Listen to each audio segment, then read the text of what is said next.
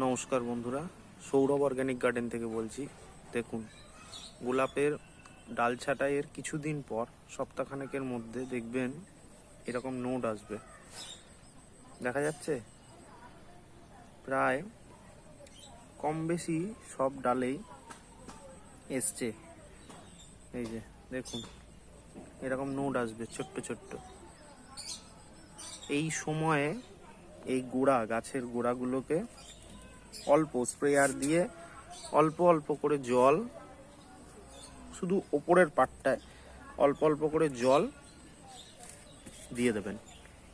খুব সামান্য, বারবার বলছি খুব সামান্য।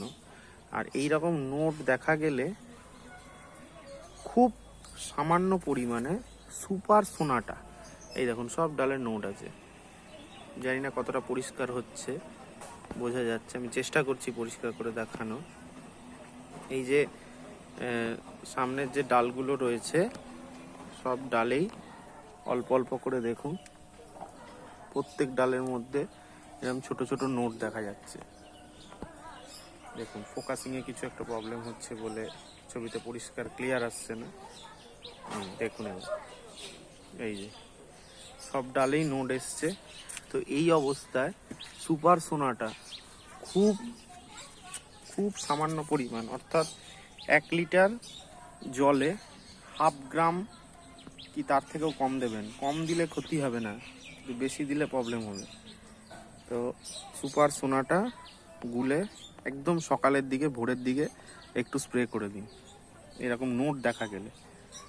বুঝতে পারছেন কি বলতে চাইছি? যদি না বুঝে থাকেন কমেন্ট করবেন, আমি বলে দেবো। সুপার সোনাটা এইরকম নোট দেখা গেলে গাছে খুব ভোরের দিকে, এই 6:30, 6টা, 6:30, 7টা হালকা আলো যখন ফুটছে সেই সময় একটু স্প্রে করে দিন। এবং পরিমাণটা খুব কম থাকবে, 1 লিটারে 1/2 গ্রাম, তার থেকেও কম দিলেও অসুবিধা হবে না। ঠিক আছে?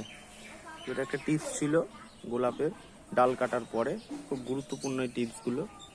এইভাবে এগিয়ে চলুন, দেখুন সেরা গাছ করতে পারবেন। ধন্যবাদ।